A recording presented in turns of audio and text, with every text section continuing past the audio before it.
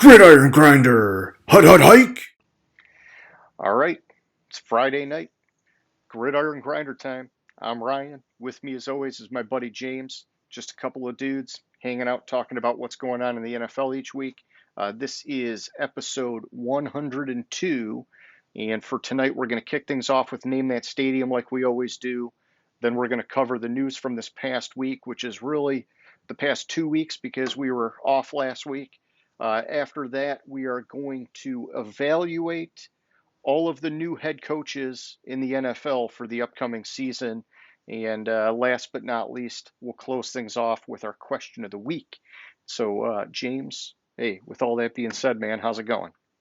It's going good. How's it going with you? Oh, it's good, man. I was hitting you up on Facebook the other day. We finally had an episode break into that rare triple digit view territory. It took us 98 episodes, but we finally had one pop over 100, man. So we're no longer in the tens of tens like that one insurance commercial. We're triple digits. So cheers to that, buddy. Yeah, it's crazy to think. And we're now at 104 views. Heck yeah, dude. Heck yeah. I'm pumped. So we got to. I forgot to pour my whiskey. Oh, well, hey, take your time. Take your time. We got all night. So we got to 100 by episode 98. So that means, and we're at about 2 years in. Oh man, so that means we only got to go like how many more years before we get to 1,000 here, James? Uh, Uh, 18? 18 more years and we'll be at 1,000 views. Man, I can wait. I'm a patient man. I hope you are too. Yeah, I can be sometimes. Well, hey, to 100 episodes, man, or 100 views. Cheers, buddy. Cheers.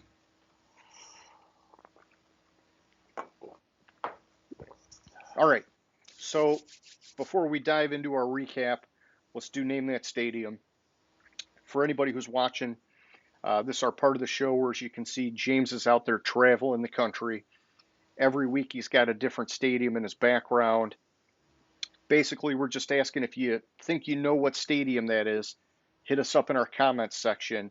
The first person to get the right answer will get a shout out in next week's show. James, where were you at last week, man? Last week I was at Raymond James in Tampa. It was we were talking about CMU players and in the NFL, and I thought the best current CMU players that are currently on teams in the NFL, I think Tampa had two of them or three of them. Yeah, they had, they've got cornerback Sean Murphy Bunting, who's been pretty solid. And then they also just drafted Luke Goedeke to play. I believe he's going to be playing right guard. And so he was a right tackle for Central, but they're moving him into guard for the Bucks. And yeah, I like that pick, man. That's nice. Yeah, Very so relevant. Which that episode has been picking up steam here too, man. That one's like I think already around 60 something views, and so we got a little bit of momentum lately. But I like the one that broke 100. It was our super early team record predictions, and if you look at that video compared to some of the ones around it, it's got like a good 30 plus views more than those neighboring videos. And so that one might have a little bit of staying power to keep creeping up there since, it's going to be a ways yet before the season starts. People might want to keep coming back and hitting that one up. And of course, before we get to the regular season, we'll do our update because at that point we'll know what's going on with preseason and injuries and all that kind of fun stuff. But that's cool. It's nice to see that it's not just the one that's got some momentum. We got some Chippewa fans out there. Somebody watching this last video, man. yeah, it's at 60 views currently. So Pretty good for just 2 weeks in, man. I'll take that. Pretty yeah, pretty good. Pretty good by our standards. because wasn't the records one, wasn't it like a month ago now? Yeah, it was 98, so it was four ago. So and we had the week off, so yeah. So it'll creep up there. Heck yeah, man. Okay, cool. So let's move it over. Let's do our recap of the past week. And so I'll start with a piece of positive news, which is wide receiver Terry McLaurin. He signed a 3-year extension with the Washington Commanders worth $70 million. Good for him.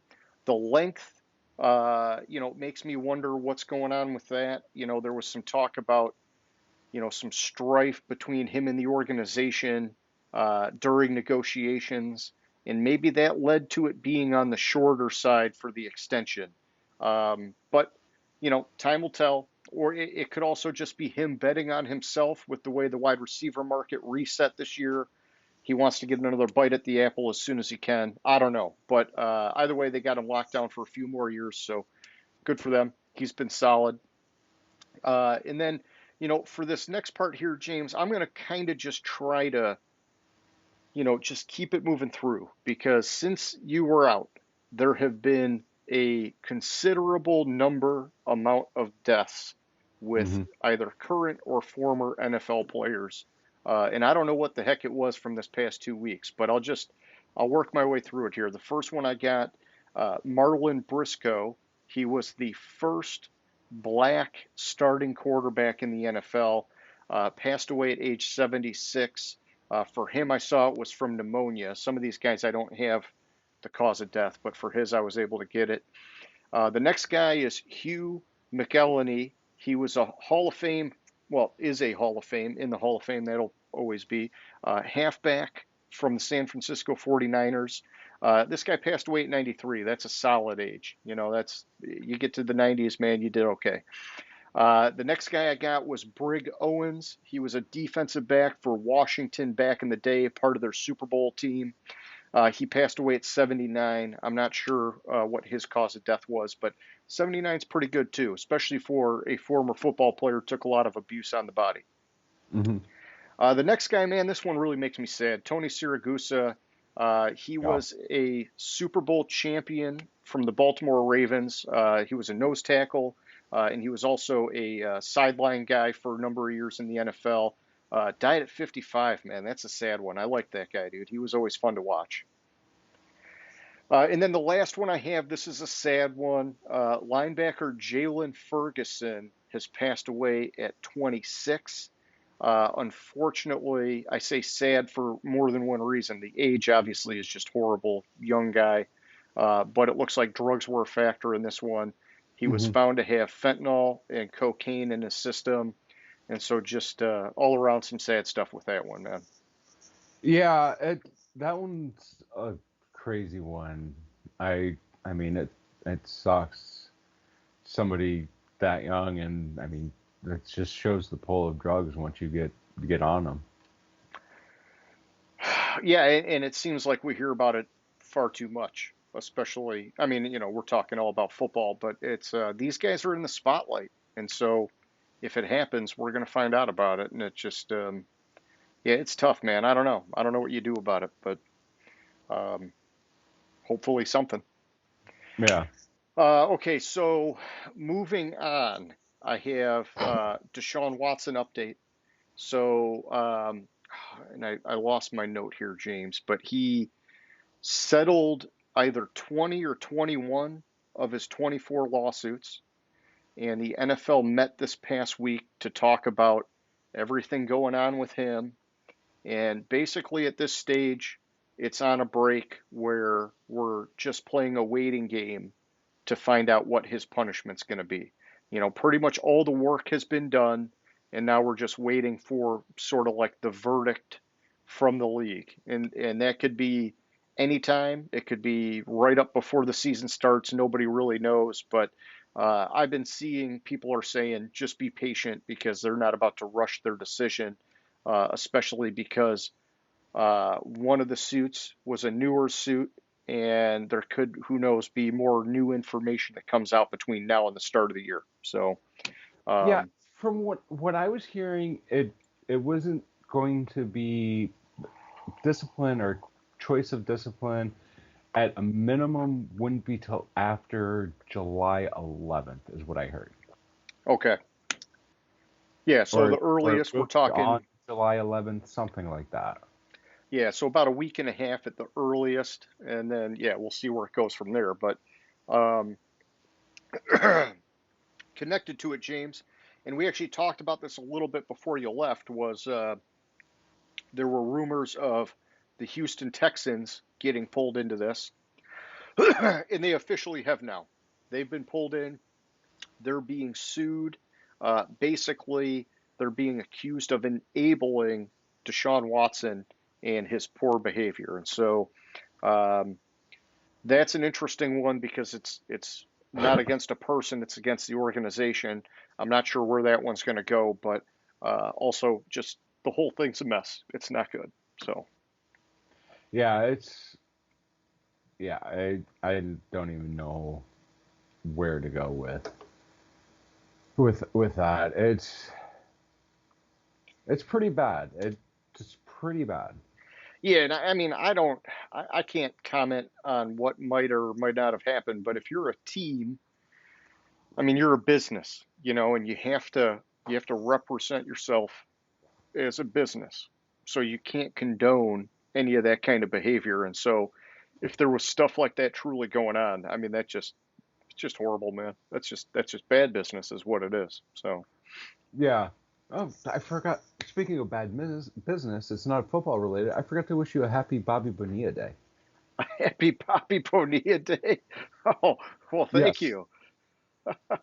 because today Bobby Bonilla gets his $1.3 million check that he's been getting since like 2005, and he gets till like 2035 every year on July 1st. He gets like $1.5 million from the Mets as his part of his contract buyout.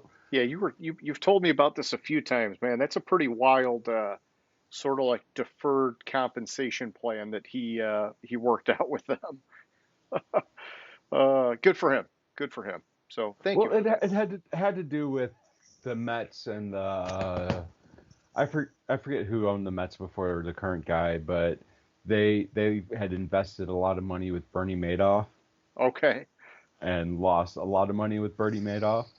So they didn't have the money Pay him out. to pay him out. So they reached an agreement to pay him out for like 30 years. Oh, jeez. Well, hey, I think he's probably pretty happy about it. Yeah, All I'd right. be pretty happy about it. Yeah, yeah. All right. So the last two things I have here, James, before I turn it over to you for whatever I'm missing. These aren't exactly NFL pieces, but they're just noteworthy, which is USC and UCLA are going to be joining the Big Ten starting in the 2024 season. And so there's more consolidation going on in college football, which you can comment on in a second. And then also in college football news, Arch Manning, the nephew of Peyton and Eli, highly sought after quarterback prospect, has committed to Texas. And so comment as you will and let me know whatever I missed. So well, Bobby Bonilla, I was wrong. The last time he played in Major League Baseball was 2001. Um, so so That that's makes it so much better. yeah, it makes it so much better. So actually, I'm hearing a lot of rumors that Oregon and Washington are jumping ship from the Pac-12 also. Ooh, Um, Oregon uh, tweeted earlier today something along the lines of a change is coming. okay. And no indication of where, just that something's happening. Yeah, something's happening, and it's been long rumored that or since the USC UCLA thing, it's been rumored that Oregon and Washington were going to go as a package deal somewhere. Basically, what I'm hearing this is going to lead to is just two mega Massive. conferences. Yeah. Yeah. The Because Big Ten and the SEC. Yep. you think about it, well, Pac-12 football was pretty much dead anyways, thanks to their previous commissioner, who had the crazy idea to start when they started the Pac-12 channel. I'm sorry, Pac-12 channels, because they have regional Pac-12 channels, Okay. and then also basically would not sell the rights to any other game, or not the rights to any of their games, the highlights from their games would not allow any other network to use it besides the Pac-12 channels, Uh, and that started the decline. And ironically, the day USC and UCLA announced they were going to jump ship was happened to be also the date where the previous commissioner received his final check from the okay. Pac-12, Hmm. which is hilarious. Yeah, symbolic. So, Yeah, all right. but So Oregon and Washington. I mean, I would like to see them end up in the Big Ten. yeah, they they they have to. They'll probably end up in the Pac-12, honestly, or Pac-12, Big 12, Okay. are which is the Big Ten's now the Big 16, and the Big 12 is now the Big 8 again, Hmm. or whatever. I think they have 8. I can't remember. Yeah, because they It's had getting confusing. Yeah. it's getting confusing, and all this conference realignment bullshit kind of started with college hockey, but that's another story. Okay. Well, I didn't know Because that. You'll have to enlighten me on that one.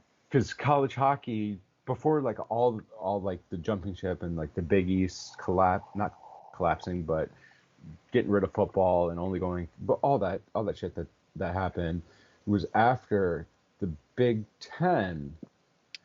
They got enough teams to uh, have their own hockey conference, so they required all their member schools to be part of the Big Ten hockey conference, Okay. and, which caused a whole realignment of college hockey, with like the CCHL like folded because and the teams were dispersed because it was like half Big Ten teams, and other conferences popped up, and then shortly, like a couple months after that, you had like all the teams jumping ship and going. You had the Big East basically getting rid of football, which caused the creation of the American Conference, and it's just like it's just getting ridiculous, and everyone's chasing money. But if you're USC, UCLA, it's a no-brainer.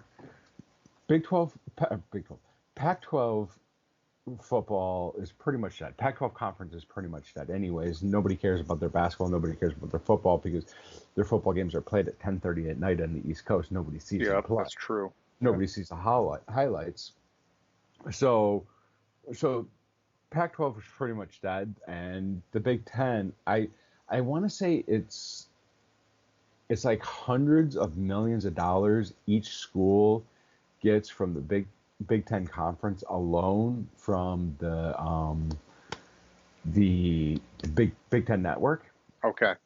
and that we have that, and then you also have the fact that, I mean, Big Ten is, I mean, it's the power conference, it's the SEC and the Big Ten, and that's pretty much it in college football. You have the two power schools from the ACC jump ship. If Florida State and Clemson leave the ACC, then that conference is dead. And So do you see this going the way of like the NFL, AFC, NFC, and it turning into a playoff where you're getting teams from each side? so what I see happening is more of a Premier League situation where you're going to have promotion and relegation, Oh, gotcha. Okay. where you're going to have like two super conferences with and then you're going to have like you're going to have like Big Ten football, and there's going to be like four tiers in the Big Ten football, and uh, SEC football, and there's going to be four tiers in SEC football, and teams will be promoted or relegated based on their records, but like that. That'd be interesting. I never really thought about that, but um, hmm, that's something to noodle on. All right, cool. So, in other news, and I know you've been out having a little bit of R&R time. What else have you seen that I missed, if anything, or are you good to move on? What are you thinking here, man? I had seen, and I'm looking for it because there was somebody retired recently, um, Mm, like just this week or just today, okay. and like I'm drawing a blank on who it was. I want to say it was from New Orleans. It was either New Oh Orleans man. or Philadelphia. Okay. Um, Um, are you thinking Malcolm Jenkins? no, it wasn't Malcolm Jenkins. It was way more recent than Malcolm Jenkins. Okay. Yeah, I just that those two teams have me think of him, but Okay, it was no, it's not him. That was just today. I mean, it might have been him. Nobody noteworthy. okay. Um, yeah, it was Bo Allen retired, Gotcha. Okay. so nobody noteworthy. Gotcha. Gotcha. But All that was right. about it. Well, you ready to move on then? Yeah, I'm good. Okay, cool. So we're at the main event here, and we're going to talk about the new coaches in the NFL. Some of them are retreads, but they're new to their respective teams, and so there's 10 of them for this season. And so we're just going to kind of go through. We'll do a little bit of a bio on each guy and just kind of evaluate where their teams are at and really how much do they add or take away from their team. Um, and it's some of it's hard to do, like it's hard to quantify how much better are they going to be because of the coach, because some of these teams are inheriting very shitty rosters. Some of them are inheriting very good rosters. And then, it's not going to be apples to apples like when we did our team record predictions. There's a lot of factors that go into that. The strength of schedule for these guys is different than it was last year.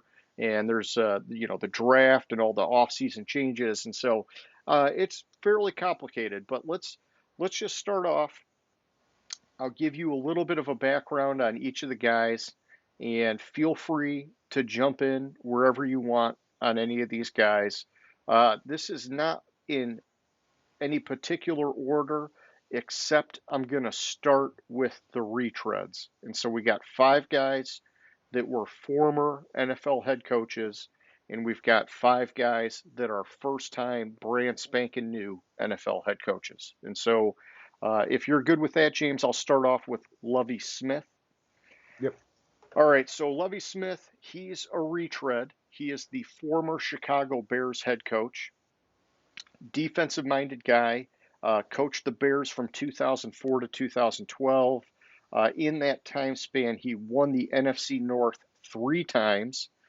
He also won the AP Coach of the Year after the 2005 season, and he got the Bears to the Super Bowl in 2006, but they lost.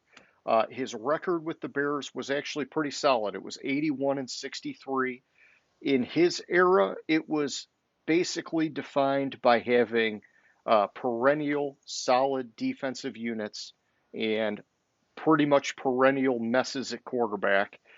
He went through Rex Grossman, Kyle Orton, and Jay Cutler, among others. It just seems like he could never find his franchise guy, and the defense was always good, but it wasn't enough to get him there without having something on offense. He ended up sitting out the 2013 season, came back briefly and coached the Buccaneers in 2014, 2015, had a shitty 8 and 24 record, which, let's just be real, the Bucs were not a good team back then, so I don't put it all on him. And then he dropped down to the college rankings from 2016 to 2020, and he went 17 and 39 for Illinois. He's a well-seasoned coach with some good and some bad, but really not much spectacular, except that we know he's put together some really solid defensive units over the years. Yeah. That So with him, like I I have a couple issues. Like you look at 2005, 2000, 2006 when he was with the won the NFC North with Chicago. And then from 2006 2007, substantially the same team.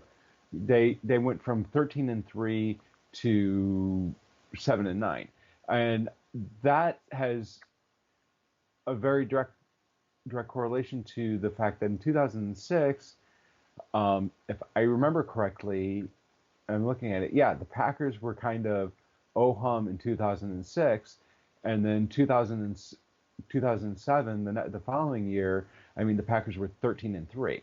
Yep. So that kind of says something. Basically, the Packers and the Bears swapped records. So they kind of lucked out, and yeah, they made it to the Super Bowl, but they didn't play anybody really that good in the playoffs. Yeah. They had the bye. They beat Seattle, which was the 4 seed, and Seattle was 9-7. And then they beat New Orleans, which New Orleans had the 2nd seed, but they were 10-6. So Yeah, and if my memory serves me correctly, that was the Devin Hester era. He scored off mhm, of a kickoff in the Super Bowl, yeah, and I mean, other than that, they just couldn't get anything going, and Indy ended up just basically spanking them. yeah, they 29-17 in the Super Bowl against Indy. Yeah, it was Peyton Manning. Yeah, they held Peyton Manning to 29 points, but I mean, they couldn't do anything offensively, and that was pretty much everything that happened there. Points for, points against. I mean, they were pretty pretty even those years. Yeah. Um, Overall, he's barely above 500 as a coach. I mean, and if you count his college years, which yeah, he had a couple like good like shocker games with in Illinois. Like they beat like Ohio State when Ohio State was like ranked. I want to say Ohio State was like ranked top 3, top 4 in the country, and or it was Wisconsin, one of the two. I can't remember, and they almost beat the other one. But you add in his college career. I mean, it's he's sub 500 as a coach. Yeah, and it's a tough one. And so, yeah, when we talk about how much does he really bring to Houston and where are they going to be this year, let's save some of that for later. But yeah, I think that covers his bio pretty well. There's good, there's bad, there's not really anything great there. So the next guy on the list, James, we got Doug Peterson. He is the new coach for Jacksonville. He's another retread, former Philadelphia Eagles Super Bowl winning head coach. And so, for some of these guys, I'm not necessarily covering their playing career or all their assistant coach jobs, but, for Peterson, I thought it was noteworthy that he was a 13-year quarterback in the NFL, mostly as a backup. And the interesting thing about him is that he backed up both Brett Favre and Dan Marino, not too shabby to learn a thing or two about offense. And so he's obviously an offensively centric guy. Further, he is from the Andy Reid coaching tree, which, if you're listening to the show, you got to know who Andy Reid is, big time offensive guy. And so Peterson was the coach for Philly from 2016 to 2020. He won Super Bowl 52. And really, he had a mess on his hands with the whole Carson Wentz, Nick Foles sort of dynamic. Um, and, it kind of ended up being his demise. And it's okay. I think he got a Super Bowl. Philly is, in my opinion, a very ruthless town where if he was in another city and won a Super Bowl, I think they would have kept him a little bit longer and seen if he could have turned him back around. Philly, a little bit more cutthroat. It didn't happen. Okay, no big deal. Everything I know about him, watched about him, always seemed like a very good stand up guy and a very good leader. I like him a lot. I'm excited for him in Jacksonville. What do you think about Peterson, man? I really like Peterson. Like I think Peterson got a raw deal in Philly. He had nothing but okay. His first year when he was there, he was 7-9. He was sub 500, right? But if you look at that's the season prior for Philadelphia, like I mean, the team was pretty shitty. Yeah. Uh, the then he took over a mess, and that's when they fired Well, who was didn't he it? take over for Andy Reid? No, Oh, no, I no. Was it no he it Chip was Chip Kelly? Kelly. Chip Kelly. It was Chip Sorry. Yeah. Kelly. There was Chip Kelly in between. I just thought it was strange because they fired Andy Reid, and then it was like just a couple years later they hired like one of his disciples in Doug Peterson. And so it was like, wow, that was kind of a strange move. But yeah, that's right. Chip Kelly was in between. And Chip Kelly had a little bit of magic with Nick Foles that one year too, and then it just like blew up in his face. And yeah, so yeah, keep going, man. You know, the Chip Kelly is, I think, a good college coach, and his Yeah. offense is designed for college. It's not designed for the NFL.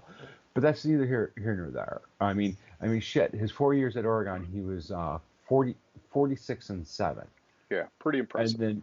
then he completely tanked Philadelphia. I mean, got rid of some people and basically mismanaged the team because he was given full control. Um, and then Peterson took over, and yeah, he was 7-9, which was the same record previously, but it was a pretty shitty roster he took over with in 2016. And then 2017, I mean, the following year they won the Super Bowl, Yep. and then the next 2 years they were above 500, lost in the playoffs, but I mean, still they're the last team in, if I remember correctly, they're the last team in the NFC East to win back-to-back uh, division to be back-to-back division winners. Yeah, it Or was. I'm sorry, no, they took second in 2018, but they Yeah, were but first, second, first, and then he had a down year with all the Carson Wentz, Nick Foles. Nick Foles issues, and there was a whole controversy, which confused me why it was a big controversy when, I'm sorry, his last year he was playing with a rookie quarterback. In 2020 he was playing with the rookie quarterback because why was I thought Wentz Yeah, and Foles were still there, yeah. So but what happened? They didn't they like trade Foles because they were trying to show their commitment to Wentz, and and then um, Wentz got hurt. yeah, I want to say Wentz got hurt, and it Or just. Wentz was struggling, and so they put Jalen Hurts in because they had drafted There you go. Jalen Yeah, Hurts in the that's second right. They round. drafted Hurts because they wanted to put a little bit of a fire under Wentz, but they also wanted to have a backup, and Wentz just like collapsed under that pressure. Mhm. Well, also the thing, it's not only, I don't think Wentz necessarily collapsed under that pressure, but they used, if my memory serves, they used like 16, 14, 14 different offensive line combinations that Yeah, year that's good to point because they out. had Yeah, they had a whole yeah, shitload of injuries, and that was like the third year in a row that they had a whole shitload of injuries yeah. on that team, and then he pulled Jalen Hurts he pulled Jalen Hurts in the Washington game, which honestly, let's be fair about it, he realized that if they pulled him and played Sudfeld, they were going to lose the game and they were going to get a better draft pick. But it backfired on him, and I think that's part of the reason why he was fired. Yeah. But I mean, he was 42-37, which is pretty good as a head coach with Philadelphia. Yeah, and I mean the key is he won the big game. Like Yeah. that's it's hard to do. And so it was a short tenure for winning the Super Bowl, but it is what Mm. it is. The next guy, James, we got is Dennis Allen. He is the new coach for the New Orleans Saints, replacing Sean Payton. He is in our retread category. He was the former head coach for the Oakland Raiders. And Dennis Allen is a defensive minded guy. He coached the Raiders from 2012 to 2014, which was a garbage team. He went 8-28. And really, from what I recall, he was on like a super tight leash. There was issues with him and whichever Davis it was at the time. And basically, Dennis Allen had like almost no authority over personnel. He was just coaching a garbage team that they gave him, and they didn't like that he couldn't win, so he went his own separate way. But he's bounced around the league throughout his career in various defensive coach positions. He seems like a pretty smart, savvy kind of coach, but he's also not kind of been too much at the surface, if that makes sense, because he's been comfortably under the Sean Payton wing since 2016. And so I like him, but I think we're going to find out really how good of a leader is he this year now that we're really getting to see him back on the main stage here. So, so when he was with the Raiders, I like him too. When he was with the Raiders, it was a really fucked up situation that he was in. Like when he took over in 2012, the Raiders, from what I recall, had like ridiculous salary cap issues, and they traded away like all their draft picks that year because they couldn't afford to pay anybody, and so he couldn't really draft any of his players or couldn't get any players in, and he went 4-12, and that's the thing is if you're not getting players in for your system, you're behind the eight ball. Like yeah, your first year you're gonna be bad because you're just getting your players in. Then your second year you might start to turn it around. But if you look at him, his first year really was 2013 where he started to get the players in, and then they started off 0-4 in 14, and they fired him. But like I mean, yeah, he had a little bit of controversy. Like they started out 0-4 and they finished the season 3-13. Yeah. So it was a team that was worse than the previous year, and that was Carr's rookie year. There, so which yeah, after that the Raiders started to turn it around. It was like then they were close to 500 the next year under Del Rio, which that's another story. They never should have fired Del Rio, but Yeah, because he and did have a great year with them. It looked like he had him on the right path, and yeah. yeah, and then they were 12-4 in Del Rio's second year, but that was the year that Derek Carr would have probably won the MVP, but he got hurt. Yep. Yeah, and so yeah, Dennis Allen, he's landing in a good spot. But we'll come back more to that when we get down to the next part of this. Our next guy up, James, is Josh McDaniels. We've talked a lot about him, but I'll give the bio for everybody here. So he's another retread. He is the current Las Vegas Raiders head coach, formerly the Denver Broncos head coach, and as everybody knows him, longtime offensive coordinator, offensive mastermind of the New England Patriots. He, going back to 2006 and 2008, his offense with the Patriots set the record for points. He was part of all 6 Super Bowl wins from the Brady/Belichick era. He was the Denver head coach in 2009-2010, went 11-17 collectively, started 8-8 in his first year, and then it just kind of fell apart from there. But he had Tim Tebow and that kind of mess, and it just seemed strange that they went after Tebow with him. I don't know. It just seemed like everybody in the world saw that wasn't going to be a good fit for the kind of offense he ran, but they did it anyhow. And he's also known for some, little bit of scandalous behavior, like his Indianapolis issue where he accepted the job as the head coach a few years back and then sort of at the last minute backed out. And it turned out to work out pretty well for Frank Reich. He got the job. But I think everybody thought he was going to end up succeeding Bill Belichick in New England. But it seems also like Bill Belichick is just going to coach until he dies. So, maybe this was McDaniel saying, I'm not going to wait forever.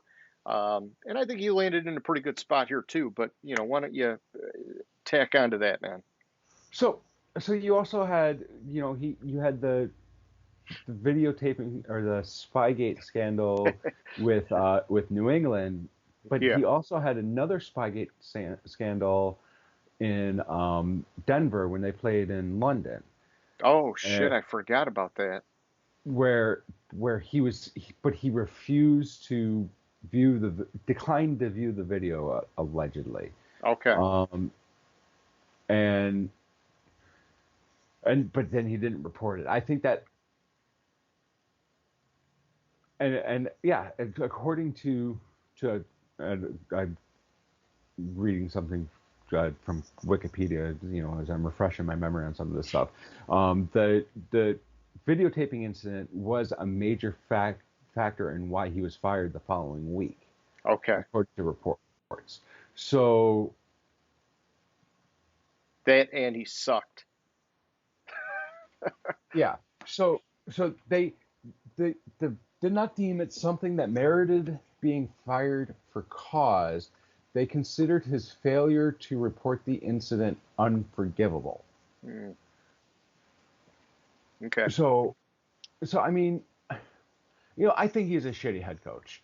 He's he's Yeah. he's he's, he's, he's a terrible head coach because if I remember correctly, that 2009 team, the 2008 Broncos team, if I remember correctly, they were pretty solid. Well, they were 8-8 the previous year too. So my memory was wrong on that. But I mean, then they had the whole in 2009. There was supposedly a three-way trade between New England and either Detroit or Tampa Bay that would send Cutler to the Lions or the Buccaneers, and the Broncos would receive Matt Castle. And I mean, that would have been a better fit for his system, to be honest, yeah, than and then than and then than Tim Tebow. and then Cutler basically refused to talk to McDaniels, which that's you So have your that quarterback. led to his trade to Chicago. Yeah, Okay. and it's just like, dude, Drama. drama, drama, drama, drama, drama. Luckily, I'll save that. But yeah, Yeah. and And that's I did their read quarterback. somewhere. Their starting quarterback was Brian Orton that year, for God's sakes. Yeah, and I did read somewhere that he got his first coaching gig because I think it was his dad was buddies with Nick Saban, and so he got a job coaching under Nick Saban at Michigan State, I want to say, and then it all kind of went from there. And so it's like he's one of those stories of sometimes it matters who you know. Yeah, so, and that is he was a graduate assistant at Michigan State under Saban because of his dad, and then after that he was selling plastics in Okay, Cleveland. So that was '99, and then he was an assistant, a personnel assistant in New England. and I it's mean, the history thing with from this, there. yeah, and the thing with him is he's coached a little bit on the defensive side, but mainly offensive. Yeah, yeah, he's made his money on the offensive side of the ball. Hmm. Um, Exactly. all right, so let's get to our last retread, James. We got Todd Bowles, the new coach for the Tampa Bay Buccaneers. He is the former head coach for the New York Jets. Todd Bowles, in my opinion, is a rock solid defensive coordinator. He won the Associated Press's Assistant Coach of the Year award following the 2014 season, where he was the defensive coordinator for the Cardinals. And he was an interim head coach for the Miami Dolphins back in 2011. He went 2-1, short span there. When he took over for the Jets, that was following up on the Rex Ryan era. Hmm. In 2015, he started out strong by winning 10 games, but then it was pretty much a struggle thereafter. His record with the Jets was 24-40, and we kind of talked about it a little bit earlier. I like Todd Bowles as a defensive coordinator. I'm a little bit nervous about him as a head coach. I did pay a lot of attention to him when he was with the Jets, and he got some good attention after that 10-win season. And that's where, I kind of put the magnifying glass on him a little bit. And really, after that, I kind of saw what was a very soft spoken, um, you know, like I remember at one point somebody even said it was like leadership in 25 words or less kind of guy, which it's tough. I think you gotta be more vocal. You gotta be more enthusiastic. You shouldn't be screaming and yelling at people. We saw that disaster with frickin' Matt Patricia, but I feel like Todd Bowles needs to do a little bit more on the leadership side, if that makes any sense. It does. The thing with Bowles is Bowles, lack of a better way to call it, Bowles is Tom Brady's handpicked coach. Tom Brady said he was coming back. We've talked about all this, how he was going to force his trade to Miami, and he didn't necessarily deny that was going to happen. Like he was going to buy an ownership stake, become a player owner for the Miami Dolphins, force a trade for Sean Payton after forcing a trade for him, and all this shit. And then he came back and he said, you know what? I'm unretiring. Fire Bruce Arians. Yeah. Bruce Arians went to the front office, sat down as head coach. They have a good offensive coordinator there, which gives me hope for. Oh yeah, Byron Leftwich. Byron Leftwich should be a head coach in the league. Yeah. That's my opinion. But they have a good offensive coordinator there, you have Tom Brady, which Tom Brady's the ultimate fire up guy. So you don't really need the in your face coach. So I think it's just kind of the perfect situation for him. So it can work in the short term. I think my concern, which we'll talk more about, is what happens after the Brady era. Is this team gonna fall into the abyss of the New York Jets, or can he keep them going? And I don't know, but we'll talk about that. And glancing at his coaching career, he's really not done anything offensive. No, he's a solid defensive guy. Yeah, he played in the league, but he was a free safety. Mm-hmm.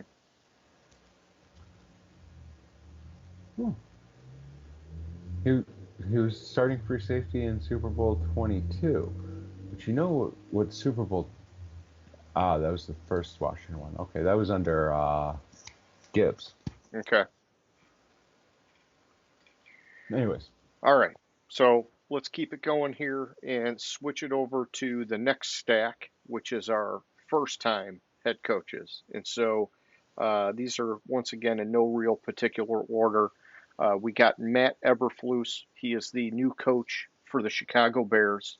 And I saw you do a little oh shit. So something I forgot about Lovie Smith. Oh, go back. Let's talk about it. The thing with Lovie Smith is what is going around in the media is the only reason why Lovie Smith was hired as the Texans head coach was because of the lawsuit. What's his face? Flores lawsuit. Oh, okay. They were all set to hire what's his face from Dallas. Oh, you're saying it's a Rooney Rule kind of thing? Well, no, it was kind of like with the shit that was going on in the lawsuit, and I'm trying to. You're talking Dan Quinn? No, not Dan Quinn. Kellen Moore. Kellen Moore, yes, that's it. They were all set to hire Kellen Moore, from what the rumor is, and then the lawsuit dropped, and all of a sudden they stopped it because they're like, well, we have this other issue that's going on, the whole Watson thing. We have this issue. We can't sell Kellen Moore to the fan base, so let's hire Lovie Smith, because I think wasn't Lovie Smith a coordinator or something on the staff there? I, I don't know, but that bums me out because I would have liked to see uh, Davis Mills with a guy like Kellen Moore as his head coach because that I think really would put him in a position to become, a franchise caliber starting quarterback in the NFL. I'm not sure he's going to get that out of Mhm. Lovie Smith and his crew, but hey, that ship has sailed. Yeah, and I was right. He was the defensive coordinator under David Culley last Okay, year. gotcha. Okay, So that's where it it came about, and that's what the rumor is going around, that is the reason why he was hired, was because of the whole Flores situation. gotcha. Okay. All right, so back to Matt Eberflus. He's the new coach for the Chicago Bears. This one, I tell you, just confuses me a little bit, but we'll talk about it. He is the former defensive coordinator for the Indianapolis Colts from 2018 to 2021. He was previously a linebackers coach for Cleveland and Dallas. He spent time working under Rob Ryan and Monty Kiffin, so he's had some good tutors as he's worked his way up. He was the AP Assistant Coach of the Year after the 2018 season. And when you do some digging on him, he's viewed as a guy who's been able to put together some really strong defensive units, even when they've had personnel issues and injuries. And so he's kind of seen as one of those guys that can make it work, even when the cast isn't always there. Um, which I think is it's good. It's hard to find guys like that. A lot of times you get guys that they're only good when their cast is good, and they're bad when their cast is bad. Mhm. But my concern here with Eberflus is that they've like completely gutted that defense in Mhm. Chicago, and they're very clearly going to more of like an offensive view. But now they're doing it with a defensive minded head coach. It's just inconsistent for me, but I know we're talking about the bio, and I'm kind of getting ahead of myself. So, James, what's your take on Eberflus and his background? So his background's a little ho hum. This is one where I have to give props to Indianapolis, because he was hired to be defensive coordinator for the Colts under, I'm sorry, Indianapolis and Frank Reich. He was hired to be the defensive coordinator for the Colts when they thought McDaniels was going to be their head coach. It's good to point out. And he he signed his contract prior to McDaniels signing his contract, and then McDaniels backed out, and the Colts said, "We'll honor your contract." And he's, according to reports I read, he's basically, what I've heard about that those defensive practices in the Colts, they are fucking intense. They are ridiculously intense. Um, he from he took over a team that was 30th in the NFL in scoring defense and total defense, and the following year they were 10th in the NFL, Yeah, it's huge. scoring 11th in total defense, and nearly cut 30 yards per game off the average, and like 5 points, 4 points Okay. off the average score allowed. So I mean, that's incredibly good. And you want to boil it down. You want to dig further in it. They went from 28th in passing defense to 16th in passing defense under Eberflus, and it's just, I think he's an incredibly good defensive minded coach. But like you said, I have the concerns about what um, Chicago's been doing to that defense, and he hasn't. He's hired a lot of oh hum people Yeah, it's like, what's the as his strategy? staff. Like, Yeah. I mean, their offensive coordinator is Luke Getzey, who was the quarterbacks coach for Green Bay Packers, which really you have Aaron Rodgers. You Yeah. don't. What do you need? Well, and we're going to talk about Nathaniel Hackett. He's on this Yeah, list, but I've got some things to say about that kind of dynamic. yeah, and I have concerns, but we'll get to that a little further down the line. All right. So next up, James. In fact, here I'll just skip down and then we'll come back. Uh, I've got Nathaniel Hackett on the list, and he is the new head coach for the Denver Broncos. Offensive-minded guy. Most recently, the offensive coordinator for Green Bay with Aaron Rodgers, and I went to him next because you were just talking about their quarterbacks coach. He has also served as the offensive coordinator for Jacksonville and Buffalo. He spent time in the past under John Gruden and Doug Marrone.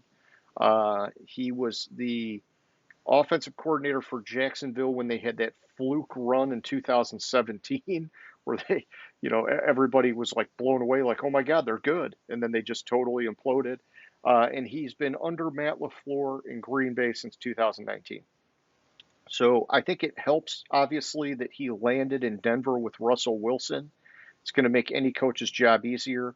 But man, I'm nervous about his prospects otherwise because of kind of like what you said.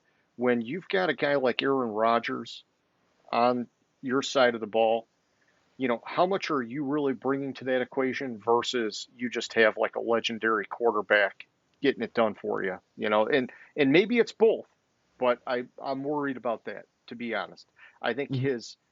his history shows there's a lot of ebb and flow depending on where he goes and what's going on. I don't see a lot of like value added coming necessarily just from him. And I hate saying that, but that's just my opinion, James. No, so the thing with Hackett is Hackett was hired, and we talked about this when he was hired with the Broncos. That was Okay. purely a ploy to get Rodgers to demand a trade. Yeah, and it didn't Demand work. a trade to Denver. His offenses as offensive coordinator, his offenses have been inconsistent at best. Like they had a great rushing attack, but a terrible passing attack. Then a more respectable passing game than a terrible passing game. I mean, as offensive coordinator, he did get Blake Bortles to the AFC Championship game. That says Yeah, something. But the next like year I they was saying stopped. though, but like I was saying, that was like the fluke year, and then they imploded, and he was fired like the year later. Hmm. Exactly. And then he had Aaron Rodgers, and I mean, yeah, he was offensive coordinator under LaFleur, but he had Aaron Rodgers, and in 2020 they were the best scoring offense in the league. But you have freaking Aaron Rodgers. Yeah, I could coach the offense in Green Bay and have one of the best passing attacks in the league with fucking Aaron Rodgers as my yeah, quarterback. it's deceiving. And James, here's the thing: you talked earlier about Byron Leftwich and him being the offensive coordinator for Tampa Bay. I think it's Mm. different, that argument. Yes, he has Tom Brady, okay, but he also was with Bruce Arians in Arizona, and Leftwich legitimately has some juice as an offensive coordinator. It Mm-hmm. just helps for sure that he's with Brady right now, but I also worry if that's why he got overlooked for one of these head coaching gigs. And so, you know, it's just different. It's like you got to each one of these you got to look at them case by case, and I just don't like the case for Hackett, in my opinion. Yeah, I agree with you. But if you look at him as offensive coordinator, he had oh shit, who is the quarterback? Because he's always had pretty decent quarterbacks, except for he took over as offensive coordinator in 2019, and that 2019 Bucks team. I mean, they had that was the year where Jameis did the 30 for 30 Yeah, or 30 and 30 interceptions, 30 touchdowns, but still had 30 fucking touchdowns. yep. It's you can't control when you have a gunslinger, can't control him throwing Making the a bad attack. choice. Yeah. Yeah, and so that team was still decent, and it had one. I want to say they had one of the better offenses in the league that year in 19. I want to say that. It was good, man. I mean, it was like a 5,000-yard year, 30 touchdowns. I mean, that's, that's a humming offense, man. Right, but and not only that, like I want to say that 2019 team had a good rushing attack too. That's what I wanted to say. Okay. All right. I I I'm gonna try to find it real quick.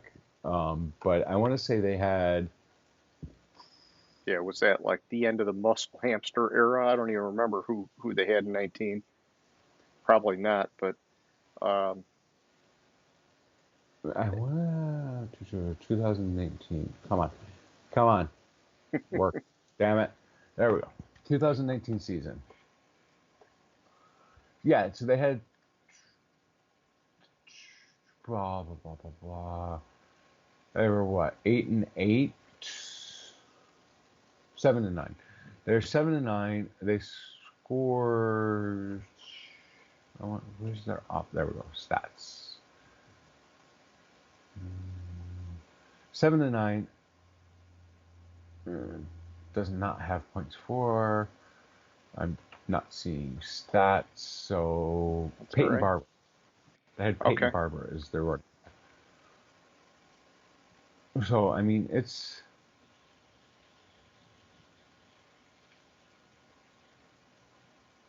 Yeah, I'm not finding the stats offhand, but Yeah, offhand don't for worry that about it. for Yeah, I that. mean, he's not he's not really he's not a new head coach anyhow. So we'll save it for a later time, James.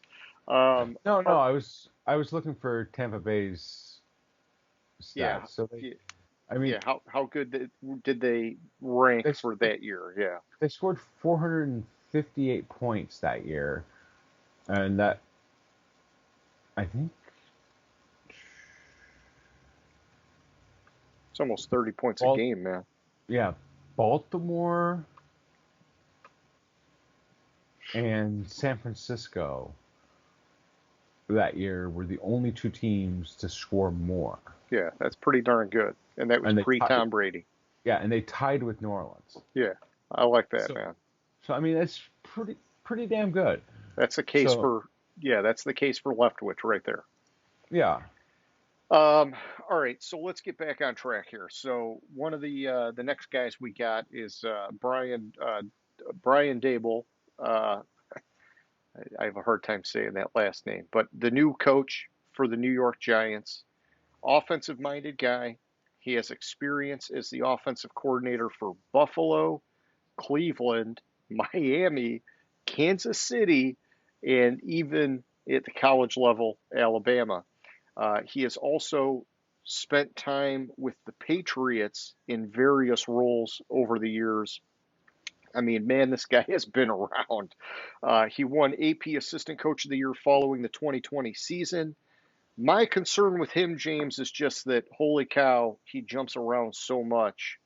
What's going on there? Is he that sought after that people are like really just like sniping to get him in these assistant coach roles? Or is he ruffling feathers along the way? I don't know what it is. Either way, I think he can be a solid head coach from what I've seen of him, which is limited. It's just he's got an uphill battle with the Giants. So I mean, what's your take on this guy, man? What's on the background and whatever else? okay. So for Dable, he has his experience on both sides of the ball, which I like, because that's the Belichick way. You're an offensive coach, okay, go coach defense for me. You're defensive coach, Yeah, oh, go coach offense for me. Belichick likes his coaches to learn both sides of the ball, and I don't think it's really a situation where he's rubbing people the wrong way, because if you look at it, he was in New England from 2000 to 2006. Then he was wide receivers coach, went to become a quarterbacks coach. Then he went to be an offensive coordinator. And I mean, the 2011 Miami Dolphins team was kind of pretty devoid of talent. Yeah, I think that was the Wildcat era. Yeah, and then he went back to New England. Was Kansas City offensive coordinator. The thing that I think is a huge plus for him is what he did with Josh Allen. Yeah, and he was under McDermott, which means he's got to be pretty solid to be a part of that coaching staff. Yeah, and what he did with Josh Allen, it was rumored 2 years ago. No, not 2 years ago. Yeah, 2 years ago. 2 years ago, he was supposedly in line for new coaching jobs and didn't get it, and then he finally got it. I'm sorry, last year, and then this year he finally got it. I think he's an incredible offensive mind, and he's creative, and he can develop a quarterback, but you have to have a quarterback that can be developed. Yeah, he's got frickin' Danny Dimes, and maybe that's part of the plan is they know that they're going to be bad no matter what, and so Yeah, if Daniel Jones doesn't do it, well, then they're in the market to draft a guy next year, and they've already got their head coach, and he's already started working on getting the people around his future franchise quarterback or whatever their plan is, if that makes sense. yeah, and the rubbing the people the wrong way. The reason why he left the Jets was because Mangini was fired and the Jets didn't retain him. But then Mangini was hired as the Browns head coach, and he was Brought him brought in. there. He brought him All right. there. Well, that makes me feel a lot better about it because if it's not movement because of chemistry issues, it's positive movement because it means he has a diverse set of experience, which to me is a big positive. Yeah, and also with the Dolphins, he took that Dolphins team, which I said was pretty devoid of talent in 2011, was it? Yeah, 2011.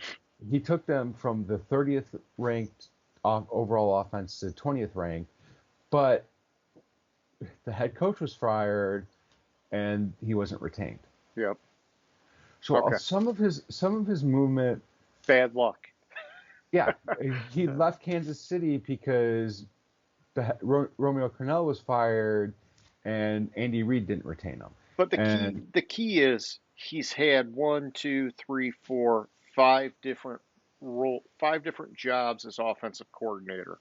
So he must be doing something right because if it was for any kind of performance failure, he wouldn't have kept getting the offensive coordinator gigs. He would have been dropped back down and had to like reprove himself basically. So yeah, that gives me some comfort. All right, let's move it on to our next guy. We got Kevin O'Connell with the Minnesota Vikings. He is a former quarterback, offensive minded head coach.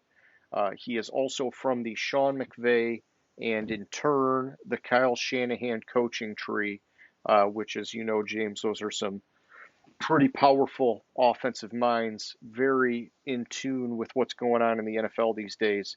O'Connell has held various coaching positions with Cleveland, San Francisco, and Washington. Most recently, the offensive coordinator for the Los Angeles Rams, who just won the Super Bowl. My opinion, he's landing in a great spot. They've got an established offense, and they are revamping what was a sluggish defense. He doesn't have as much seasoning to him as I would like to see, but I think there's some potential there. And, what do you think about this guy, man? so I heard an interview with Justin Jefferson, and he was talking about O'Connell, and Jefferson was fucking ecstatic about it. So you got to remember that he coached Kirk Cousins in 2017 with the Redskins. Yeah. And if I remember correctly, that was Was that the year before Cousins got the almost fully guaranteed deal, or was it 2 years before?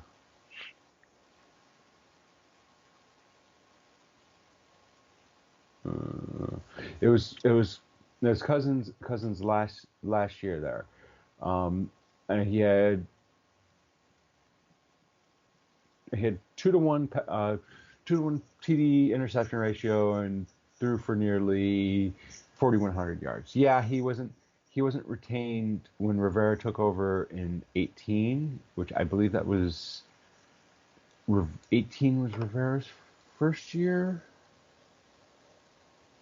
as head coach. Yes. Jay Gruden was the head coach in 17, and then 2018 Rivera took over. That's correct. Nope, Jay Gruden was 2018.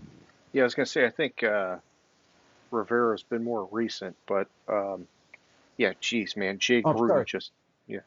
Sorry, it was 2018 was okay, he was promoted to offensive coordinator for 2019 with Washington. So then after 2019 he wasn't retained by Okay, Ron Rivera. That's gotcha. that's that's right. And so then he was hired by McVay. Um, I think he has a lot of potential, and he his background is as a quarterback, Yep. which I think number one could help Cousins. He's if you want to dig down deep enough, he's technically part of the Belichick tree because he was quarterback for New England, Okay. or he was backup quarterback for New England, and then he bounced around the league a little bit. He Yeah, I think he won, was on the Lions at one point. yeah, a practice squad or something like that. But his only games played 2008 season. He played in two games, four completions on 6 attempts for Yeah, he's not 23 had yards. substantial playing experience in the NFL, but he was a quarterback good enough to be in the NFL. And, um, you know, quarterbacks have sort of historically turned into good head coaches because of how much they know the game.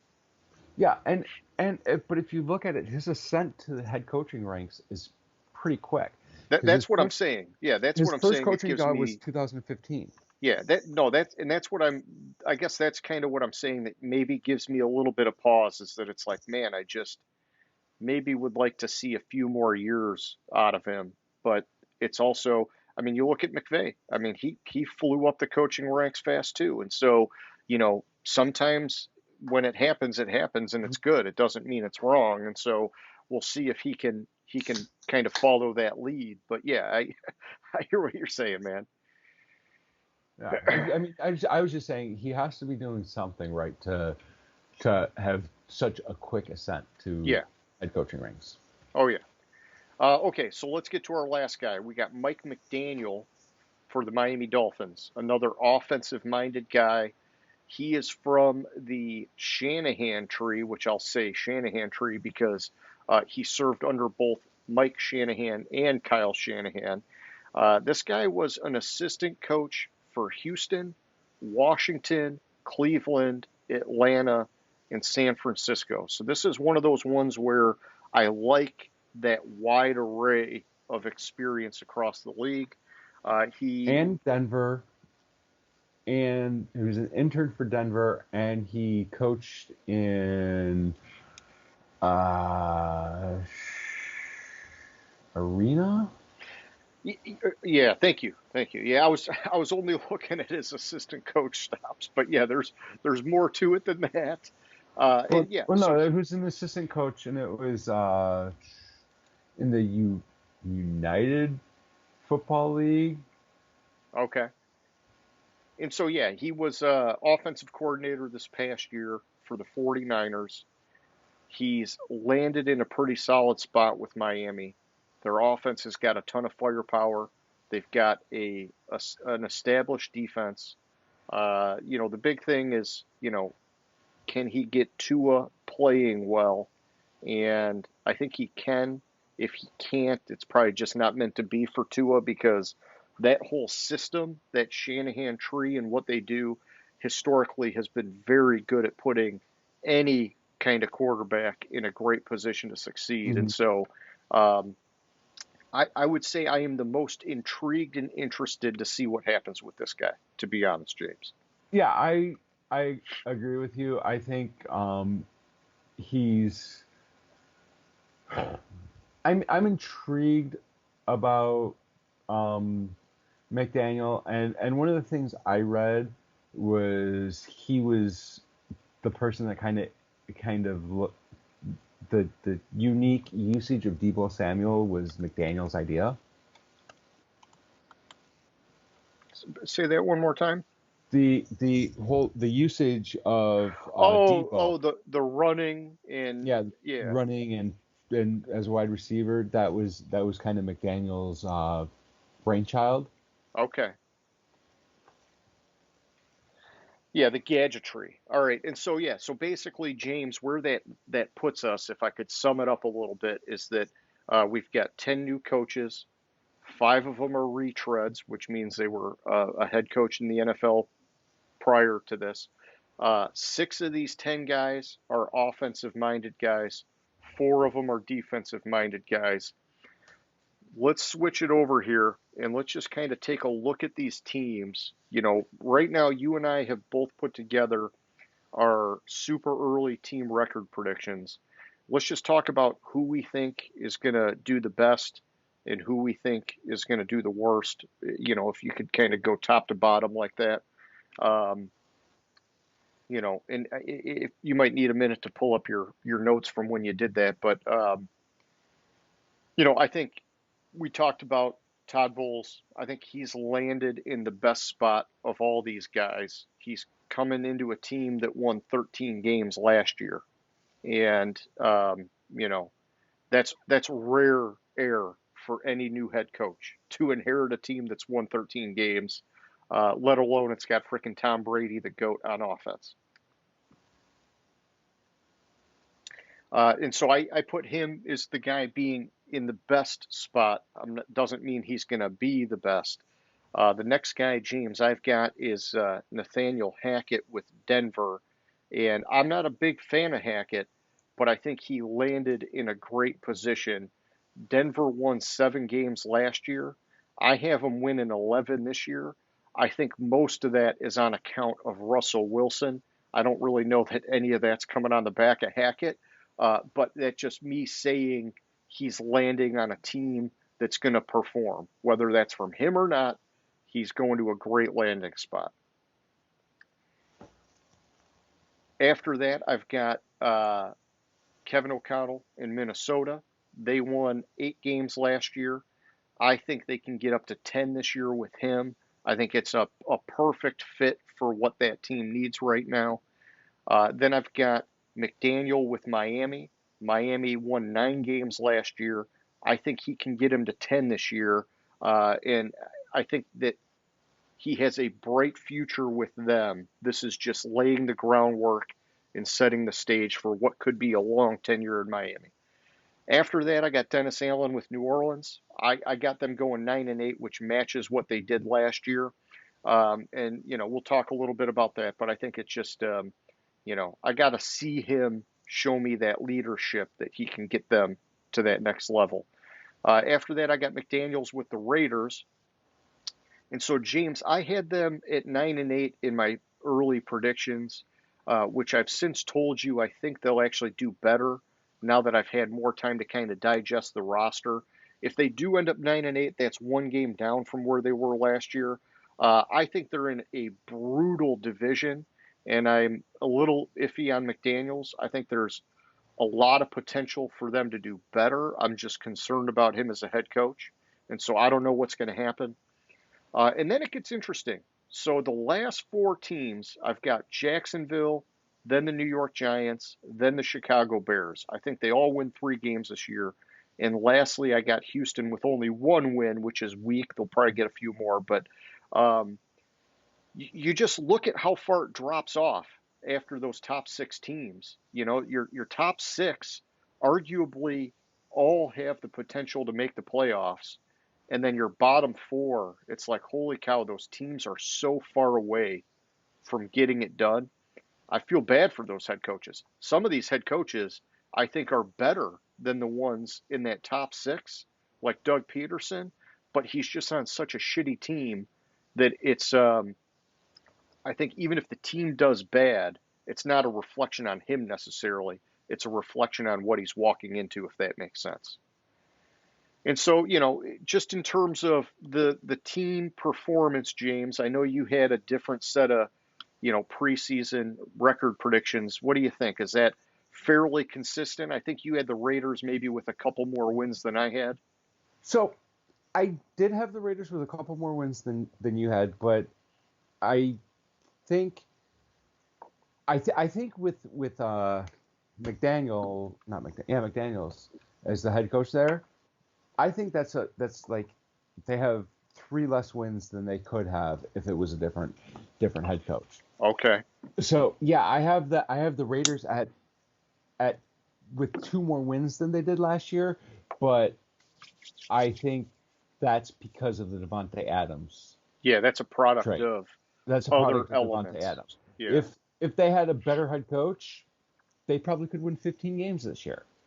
Yeah, I mean, fuck, I would have loved it if they would have landed Doug Peterson. I mean, that would have been a dream scenario for that team, but Yeah. it's And then neither here nor there. the other coach that I have is doing the worst is Lovie Smith. Yeah, I have Houston with the same record as they did last year, but I think the way this team is progressing, I think Lovie Smith takes away 2 to 3 wins from the team just because he's Lovie Smith.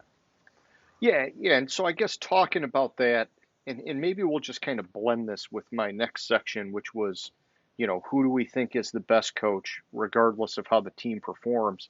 Lovie Smith, I think if you look, you know, it's deceiving. Like if you look back at his time with Chicago, you could make the case for him being one of the better coaches in this group of 10.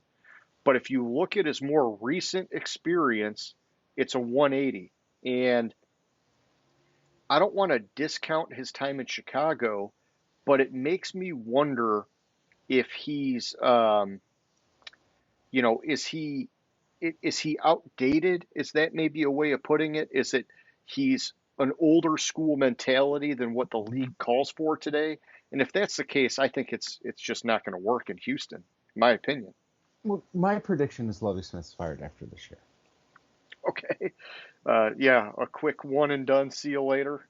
Yeah, and then the other one I have that kind of actually have taken away from their team as opposed to adding to them is Hackett.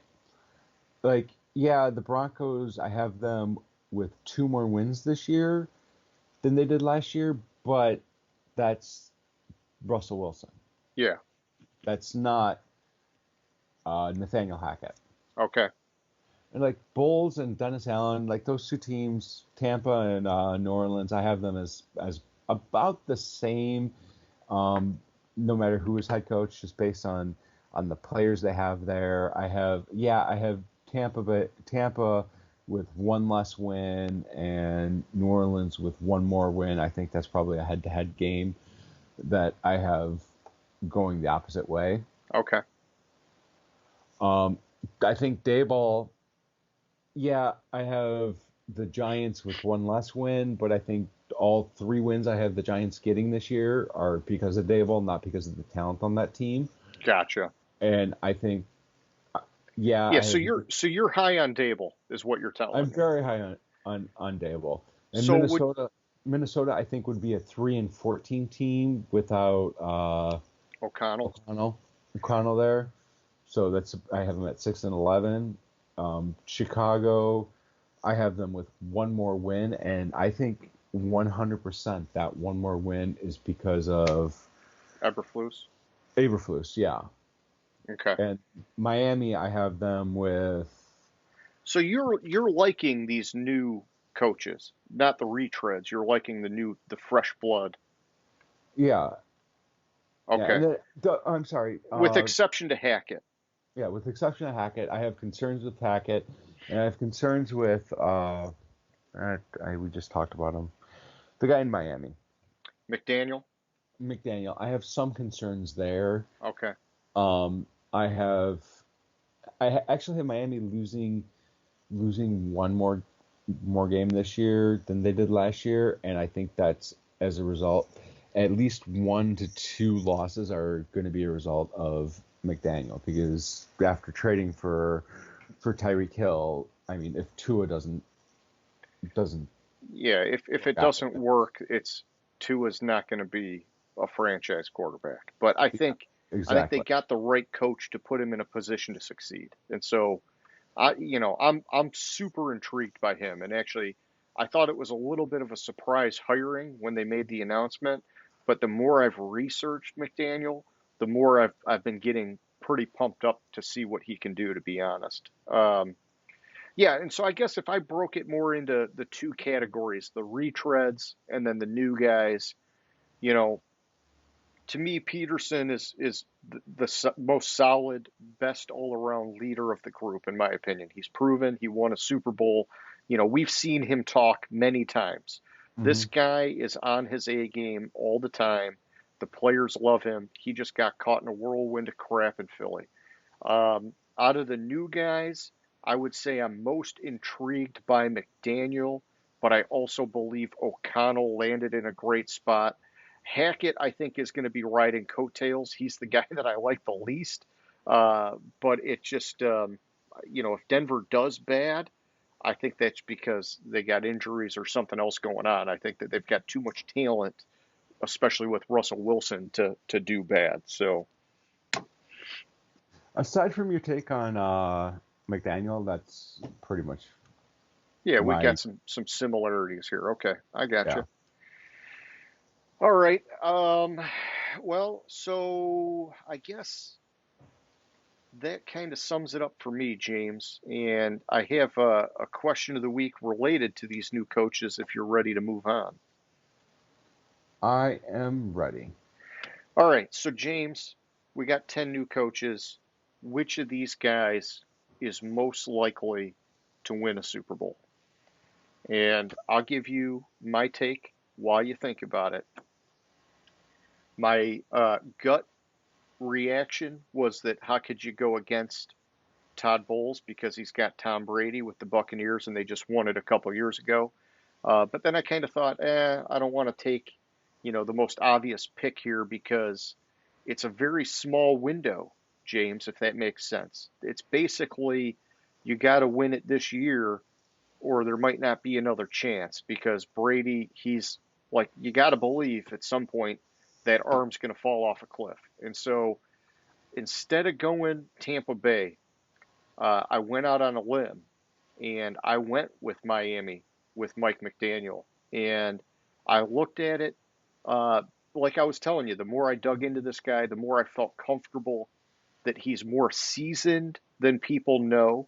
He is inheriting a roster that's solid on both sides of the ball. And some of that is, they fixed the offensive line this offseason. They have got some wild weapons for Tua. They brought in a good stable of backs, which that Shanahan system can make any group of running backs successful. I think the key is whether or not he can properly develop Tua, and I think he can. I think that system has shown historically that it works with any number of quarterbacks, and if it does, I think it gives Miami a very big Super Bowl window. We're talking this could be a team that maybe they don't get there within the next year or two, but it could be one of these teams that shows that they've got staying power, that they're taking steps every year. And I don't know. Like I said, going out on a limb a little bit, but I didn't want to take the obvious answer, so that's the one I went with, and that's how I'm justifying it, man. What do you think here, James? So for starters, I didn't even consider Bowles as a possibility when you asked the question, and the reason I Okay. didn't is because Brady is pretty much done after this year. Yeah. So you have 1 year, and there's so many teams that are much better Tampa Bay. I struggle with Tampa Bay winning that division even this year. Um, and then I could go with the obvious and say Denver because of Russell Wilson. Yeah. But the one I'm going to go with, and it's not because of him, it's despite him, and that's Josh McDaniels Okay. in Vegas. And I just think that team that they built there can win a Super Bowl, whoever the head coach is, Yeah, as long as McDaniels does not get in the way. I think they have a lot better of a defense than I was originally giving them credit for just a month ago. Mm-hmm. And the offense, adding Devontae Adams, we know that they got a couple of good running backs in Josh Jacobs and Kenyon Drake. You still got Darren Waller. That offensive line, despite losing some guys, is still a really strong offensive line. Him with his offensive sort of like mastermind, whatever you want to call it, pairing with Derek Carr. Yeah, it could be a pretty sweet deal. But yeah, he's gotta he's gotta do it. He can't get in the way. I like the way you put that. All right. So that's your take. You got my take. For anybody who's still watching, hey, just like we got Name That Stadium, answer our question of the week. We'd love to get your feedback, your thoughts on all this stuff. And so, James, just wrapping it up here. That's all I got for tonight, man. Any closing thoughts? No, that's all I had. Okay. All right. Well, we're going to have to talk this weekend, pick up our agenda for next week. And I think we talked we're going to do it early next week, going to hit it up on Wednesday, right? Yeah. Okay. All right. So, yeah. Hey, guys, we hope you liked the show. If you did, hit that thumbs up, the like, whatever platform you're on. And if you haven't already, hit the subscribe button. We appreciate your support. James, super pumped. We got an episode to 100 views. And I'll catch you later, man. All right, sounds good. Have a good one. Gridiron Grinder. Hut hut hike.